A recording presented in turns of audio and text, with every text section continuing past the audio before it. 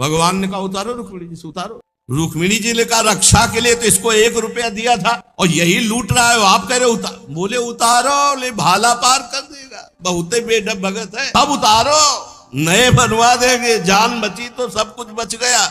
राधा वल्लभ श्री हरिवंश। तो आज गुरुदेव भगवान के मुख से हम सुनेंगे एक ऐसे भक्ति कथा जिसने भगवान द्वारिकाधीश को ही लूट लिया, और ये बहुत ही उच्च कोटि के संत सेवानिष्ठ भक्त थे। तो आगे क्या हुआ कथा में, आइए सुनते हैं गुरुदेव भगवान के मुख से। राधा वल्लभ श्री हरिवंश।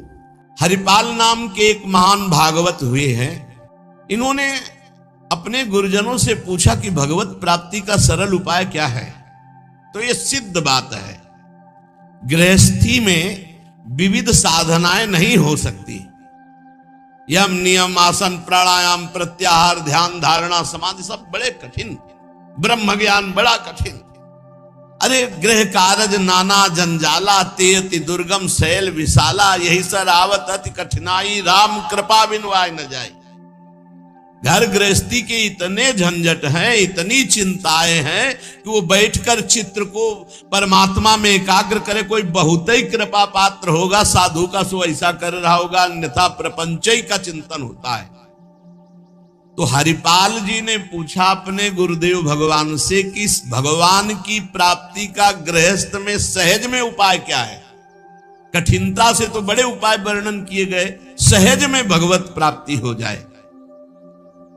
उनके गुरुदेव ने बताया संत सेवा।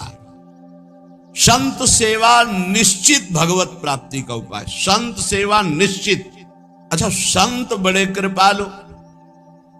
एक संत भगवान को पवा दो बड़ी श्रद्धा से, साधुता का जैसे सेवन किया जाता है, पद्धति है। देखते ही दूर से पहले उनको प्रणाम करो, हाथ जोड़ो, पुष्पों के द्वारा पावड़े डालकर उनकी अगवानी करो, उनके चरण प्रक्षालन करो, कोमल वस्त्र से चरण धो, आसन पर विराजमान करो, तिलक लगाओ, उनकी आरती उतारो, माला धारण कराओ, सुंदर सुंदर भोग साक्षात श्री भगवान पा रहे हैं ऐसी भावना से, बड़े प्यार दुलार से, जैसे अपने पुत्र को और लीजिए और लीजिए, ऐसे प्यार से उनको पाओ।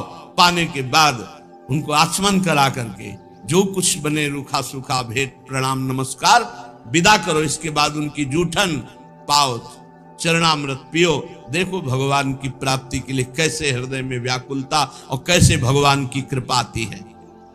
और संतों का स्वभाव, जहां संत मंडली होती है वहां, भाई देखो एक भगत हरिपाल जी है, क्या संत सेवा करते, क्या प्रसाद बनता है भाई उनकी तो दैन। अब पूरी मंडली की मंडली, अब हरिपाल जी की सेवा, वो मंडली अन्य तीर्थों में, अब तीर्थों से जिनकी यात्रा उधर से होती सब हरिपाल जी के यहां।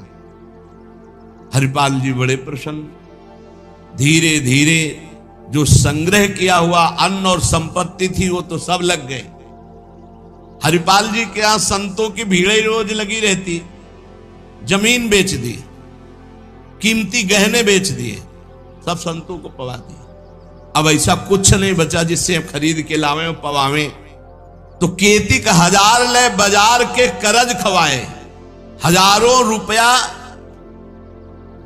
ये आज 1000 की तो कोई मात्रा ही नहीं रह गई, उस समय हजारों की बड़ी महिमा थी, बड़ी महिमा 1000 रुपए की। 1 रुपया लेके जाओ तो काफी सामग्री लेके आ जाओ दुकान से। ऐसा हमारे सामने 5 किलो नमक मिलता था, 3 रुपया का ऐसे दूध दुहा लो, ऐसे गाय से दुहा के, भैंस गाय का दूध 3 रुपया। 40 रुपया का शुद्ध घी, कि वो मटका खुले तो आसपास एरिया में छा जाए ऐसा घी। ये सब नकली घी ले।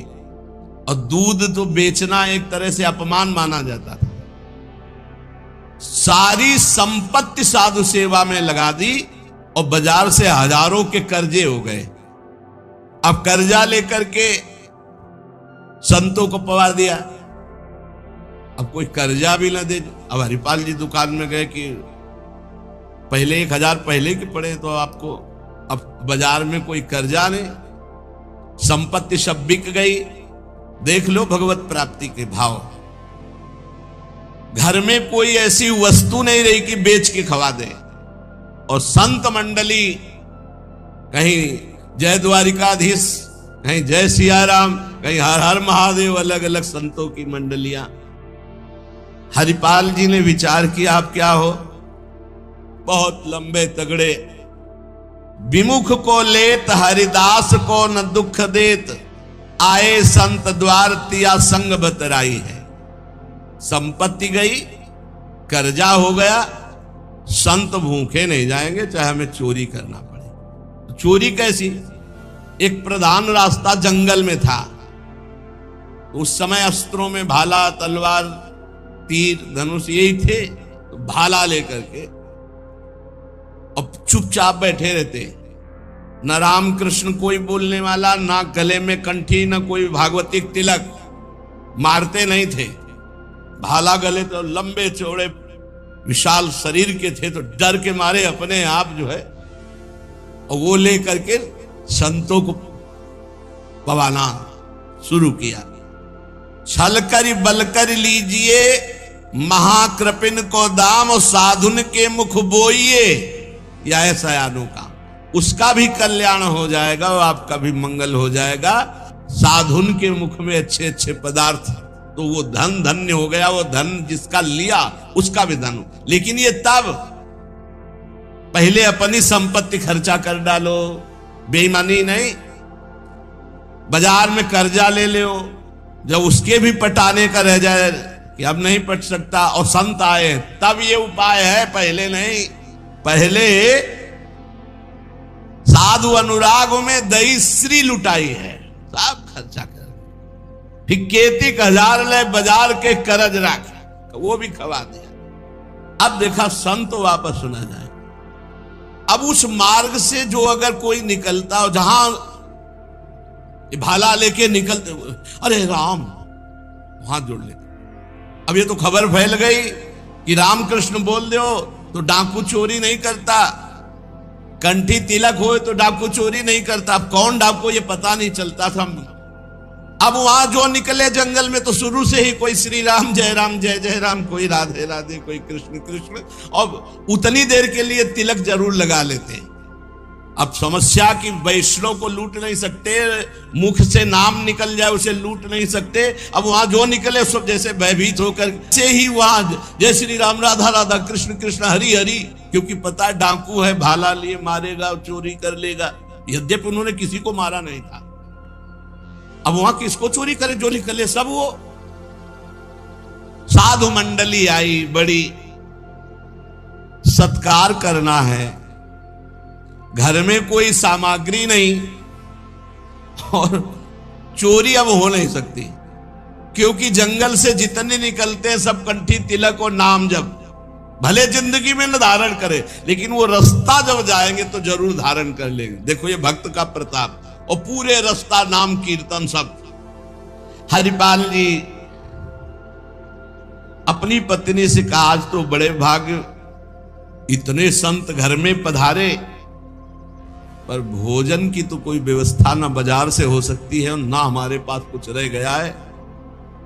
पत्नी ने कहा, एक घर में दाना भी नहीं है, कैसे होगा अतिथि सत्कार, सब संत वापस चले जाएंगे भूखे, ये तो बहुत बड़ा अनर्थ हो जाएगा। हरिपाल जी ने कहा, देखो अड़ोस पड़ोस में मांग के। उनकी पत्नी जिस दरवाजे में जाती हो, कहती संत आए, बस शब्द ही सुनते दरवाजा बंद कर लेते, मांगने आए हैं। पहले कले गए, अभी वापस दिया नहीं, फिर मांगने आए। अब वापस पत्नी आ गई, हरिपाल जी से कहा, दाना नहीं मिला है। आपके व्यवहार का ऐसा प्रताप फैल गया है कि देखते ही दरवाजा बंद हो जाता है। हरिपाल जी ने कहा, भगवान ही का सहारा है, उन्हीं का स्मरण करते हैं। और अंदर ही अंदर की देखो, गुरुदेव भगवान ने कहा था साधु सेवा से भगवान की प्राप्ति होती हुई, तो प्रभु आप मिलो ना मिलो, लेकिन आज संत हमारे यहां से भूखे वापस नहीं जाना चाहिए। प्रभु कोई हमें उपाय नहीं सुहाई दे रहा। तो बैठे कृष्ण रुक्मिणी महल तहां सोच पर्यो, हर्यो मन साधु सेवा तो साहू रूप कियो है। हरिपाल जी की पुकार और भगवान का लीला विहार शुरू। बढ़िया रत्नों से जटित मुकुट, कुंडल, करधनी, बाजूबंद, कंकण सब धारण। रुक्मिणी जी का जय जय अपने ही हाथ से सब कीमती कीमती आज छांट छांट करके। पूछी चले कहां, कही है हमारो एक भक्त। कहां प्रभु ये नया नया सब आभूषण दिव्य कीमती श्रृंगार कर। बोले एक भगत है आज उसके दर्शन करने जा रहे हैं, दर्शन देने नहीं कहा, दर्शन कर। तो मैं हूं आऊं? बोले हाँ आओ, क्योंकि हमसे ज्यादा श्रृंगार तो आप धारण करेंगी। आओ आए जहां पूछ लियो है। रुक्मिणी जी ने कहा प्रभु जिन ऐसे महाभागवत के आप दर्शन करने जा रहे हैं मैं भी दर्शन करने। बोल बिल्कुल बिल्कुल आज तो हम जरूर ले चलेंगे, पर देखो बढ़िया से बढ़िया पूरा श्रृंगार कर लो। रुक्मिणी जी ने और उन श्रृंगार, प्रभु से ज्यादा रुक्मिणी जी का श्रृंगार, वैसे भी पुरुष से ज्यादा श्रृंगार माताओं बहनों का होता है। अब उन्होंने देखा कि जब इतना महान भगत है कि प्रभु सब कीमती तो और बढ़िया बढ़िया हार और सब प्रभु और रुक्मिणी जी। प्रभु ने कहा एक बात है, कोई भी भगवत चर्चा नहीं करनी, कोई भी भगवत चिन्ह नहीं धारण करना। तो प्रभु ऐसे कैसे भक्त के पास जा रहे हो कि जो भगवत चिन्ह से विरोध करता है, भगवत चर्चा से विरोध करता है? बोले हम जो कहें वो मान लो। रास्ते में कोई भगवत चर्चा, कोई भगवत नाम, कोई भगवत चिन्ह, सब संसारी आभूषण सब। प्रभु कैसा भगत है आपका? बोले बहुत उच्च कोटि का, दर्शन से निहाल हो जाओगी, ऐसे भक्त का कभी दर्शन नहीं हुआ होगा। रुक्मिणी जी तैयार हुई, भगवान तैयार हुए और हरिपाल जी के द्वारे पे आए। अजू मग चले जात बड़ो उत्पात मधि, को पहुंचावे देवो ले रुपया दियो है। करो समाधान संत मैं लिवाए जाऊं, इन्हें लाई वनमाज देखी बहुधन जियो है। भगवान स्वयं गए और हरिपाल जी को बुलवाया गांव के बाहर और कहा भाई सुनो, सुनते हैं जंगल में कोई चोर लगता है, हम दोनों सेठ हैं, सेठ सेठाइन, ये ले स्वर्ण की एक मुहर हमें पूरा रास्ता पार कर दो। भगवान जैसे मरते को पानी मिल जाए ऐसे ऐसे आपने संत मन में सोचा संत वापस चले जाएंगे और गौर से देखा गले में कोई तुलसी नहीं, कोई भागवतिक चिन्ह नहीं और मार पूरा सब श्रृंगार से। बोले भगवान आज तो बरस पड़े, आज खूब संत सेवा होगी। बोले मुहर देव या न देव, हम आपको पार कर देंगे जंगल में। जगत रूपी जंगल से पार करने वाले भगवान को हरिपाल जी कह रहे हम पार कर देंगे आपको, क्योंकि नजर गई ना एक से एक कीमती रत्न। बोले महीनों संत सेवा चलेगी। हरिपाल जी से बातचीत कर रहे कि कहीं शंका ना हो जाए। बोले अमुक शहर जा रहा हूं, हमारा बड़ा व्यापार चलता है, तुमको 1 रुपया तो देंगे ही, पर सुरक्षित हमें पहुंचा दो। ये ले। वो दौड़ करके कहा रुको, अपनी पत्नी से कहा 1 रुपया का जाओ, स्वर्ण का है, कुछ जलपान लाओ, संतों को पवा, भोजन की व्यवस्था रास्ते में हम कर लेंगे, बाल भोग कराओ, संतों का समाधान बाल भोग कराओ। राजभोग की व्यवस्था में भी सेठ सेठाइन हैं, बड़े भोले हैं, बड़े प्रसन्न हुए, मानो प्राणों का संचार आ गया संत सेवा में। रुक्मिणी जी ये रहस्य नहीं समझ पा रहे कि कह रहे जंगल पार कर देते, कह रहे हमको डर लग रहा है कि कोई हमें लूट ना ले और जंगल हो। 1 रुपया दिया उसको स्वर्ण का कि भाई पार। तो रुक्मिणी जी ने कहा कि प्रभु किसी की रक्षा। भगवान ने कहा था प्रश्न कोई करना नहीं है। अरे कौमुद की गदा सुदर्शन चक्र सब एक आदमी का सहारा आप ले। रुक्मिणी जी ने प्रभु आप काम कहा था। बातें करो व्यापार की, इधर उधर के, सुदर्शन चक्र के लिए कौमुद की गदन, व्यापार, रुपया पैसा, हार हीरा जवाहरात, इनकी बातें करो। गौर से फिर देखा कि कहीं कोई भागवतिक लक्षण देखे जो निहारी, माला तिलक ना सदाचार। बड़े खुश हुए, होएंगे भंडार जो पे धन ही तो लायो है। जब इतना पहनावा है तो खजाना इनके होगा, लूटने में कोई दोष नहीं, और कोई भागवतिक चिन्ह नहीं, और कोई भगवत चर्चा नहीं, पूरे संसारी हैं। और ये छीन करके हम संत भोजन कराएंगे तो इनका भी मंगल हो जाएगा। लीजिए छिनाए यह वारी कहे डारी देवो, दियो सब डारी छल्ला छिगुनी में छायो है। अंगुरी मरोरी कही बड़ो तू कठोर, अहो तो को कैसे छोड़ो संत जेवे मोह को भायो है। प्रगट दिखायो रूप सुंदर अनूप, वह मेरे भक्त भूप लेके छाती सो लगायो है। रास्ते में लेके चले, चरणों से लेकर ऊपर तक भगवान को देखते हैं, और फिर रुक्मिणी जी को देख। कोई भागवतिक चिन्ह नहीं, कोई भागवतिक चर्चा नहीं, महीनों की संत सेवा। और जो इतना पहिरे हैं तो उनके पास भाला लेके चली रहे थे रक्षा के लिए, बस आगे आए, उतारो, अपना चला फैलाया, उतारो सब बीच रास्ते। भगवान ने कहा उतारो रुक्मिणी जी से, उतारो। रुक्मिणी जी ने कहा रक्षा के लिए तो इसको 1 रुपया दिया था और यही लूट रहा है, आप कह रहे उतार। बोले उतारो, ले भाला पार कर देगा, बहुत बेडब भगत है। और प्रभु सुदर्शन चक्र, बोले नहीं समय नहीं, इसमें उतारो। ये संत सेवा का प्रताप। बड़े बड़े भगवान पहनी के आए थे, इसीलिए भगवान तो फौरन उतार के भगवान को देखती जाती रुक्मिणी जी की। कुछ तो मैके वाले हैं, कुछ आपके हैं प्रभु, उनमें सब उतारो, नए बनवा देंगे, जान बची तो सब कुछ बच गया। प्रभु भगत के दर्शन कराने आए थे कि लुटवाने? तो बोली यही तो है, यही है जिसके दर्शन करा ले आए थे। अब तो भगवान सब करधनी मुकुट सब उतार के रख दिए। हरिपाल जी की दृष्टि गई कि रुक्मिणी जी सब तो उतार दिए, एक अंगूठी जो भगवान ने पहनाई थी वो नहीं उतारे की। ये अरे लाओ, इतने में कितने संत भोजन पाएंगे?